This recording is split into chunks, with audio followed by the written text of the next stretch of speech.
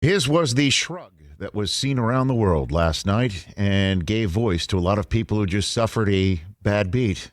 You could say the Cleveland Browns suffered one as well. He is none other than ESPN SportsCenter Scott Van Pelt, midnight Eastern host, and so much more. Back here on the Rich Eisen Show. How are you, Scott? I'm better than the Browns +3.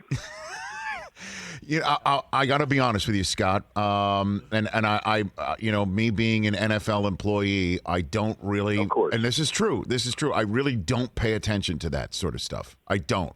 I might have been one of the few Americans watching that final dipsy-do or whatever you called it in your highlight reportage afterwards. What did you call that play again when you were doing the highlights afterwards? Rich, that play is called Pitchy Woo Woo. I invented the term. It's the woo woo. Yes. My friends and I, for reasons I honestly don't know, is the gambling term we invented decades ago to describe the play where like something horrible happens at the very end of a game where you get crushed, some horrible bad beat. And then the pitchy thing is this new horrible trend where teams, and Northwestern really, I think, gave birth to it against Ohio State years ago, where Brent Musburger famously said, some people are saying, you've got to be kidding me, because they started pitching the ball around, which, by the way, it makes sense. It's the only thing you can do to have any hope. But inevitably what happens is in pitchy woo-woo is people start chucking the ball all over the place, and they go 40 yards backwards, and then the defense just falls on it for a touchdown.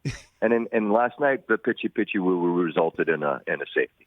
Which, again, unbeknownst to me, because I just decided many, many moons ago not to even pay attention to it, to even be attracted by any shiny object that friends tell me should be a shiny object worthy of my attention financially. I just don't pay attention to that sort of stuff. And then game over, then you show up and you just shrug, just like you just give a shrug. And I realized on the spot, oh, God. That's when I texted you, Brockman, right? Oh, yeah. I said to you, like, did that mean something? Sure did. Scott, that was amazing. Here's the thing, Rich. Yeah. Let's just be like, I understand. I appreciate the fact that you don't pay attention, and Yes. I also know that not everybody is enamored with the topic. But many moons ago, I decided to deal with the elephant in the room, because many people do. A lot of people bet on sports, and as we have seen, particularly over the last 12 months, 24 months for sure, the pendulum has swung in the direction of it being legalized more places. And the NFL has softened its stance to a degree, but they still haven't come all the way full circle. Yes. And so as a result, out of sort of respect for the fact that the league doesn't fully embrace, even though they have a team in Vegas and teams have official gambling partners and sponsors, which is a fun trick, I at least am a little bit more tongue-in-cheek about how I refer to it, hence a shrug, which you say nothing, but you say everything in that moment, right? You sure did, Scott. You sure did. So walk me through how you're watching the end of that game on your set. Walk me through it. The minute that because I'm looking at the clock, and see, this is terrible, okay? Yes. Yeah. Anybody that we always call ourselves degenerate gamblers. Let's just call it, we're just gamblers, right? Sure. Any gambler looks at the clock when Tucker comes out, and you think, how long does it take to kick from 55? 7 seconds. No, there's going to be time left on the clock when he makes this kick. You're thinking that's what you're thinking when Tucker's coming out? That's what you're thinking when Justin Tucker's. That's what you think when Justin Tucker's coming out.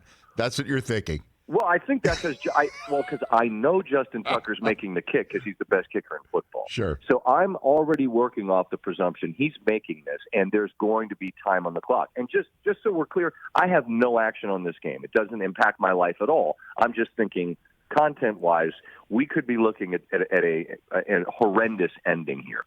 And so the minute he makes it, there's 2 seconds left, and you go, well, here we go. Because Cleveland's not going to return it. And then there's going to be 2 seconds left, and what are they going to do? Well, they're going to start pitchy woo woo, and before you know it, like the thing about that play, Rich, is that inevitably in 5 to 10 seconds, you're 20 yards backwards. Like it never advances. It is incumbent upon 1,000 things going wrong for the other team, but they never do, and so you just end up you've got 25 yards to work with. So very quickly you're on your 5, and linemen are involved, and you're hoping somebody wearing a number that starts with a 7 doesn't have his hands on the football. And that never happened last night, but you could see it coming a mile away. And, when Landry ends up with it in the end zone, I'm just like, oh, heavens to Betsy, these poor people who and by the way, it was going to be a push. Right. So, like, after all that game, which best game of the year, spectacular, riveting action. And that's the main topic of conversation for our show is what a phenomenal game we got. And Lamar coming out on 4th and 5, impossibly, and all of that.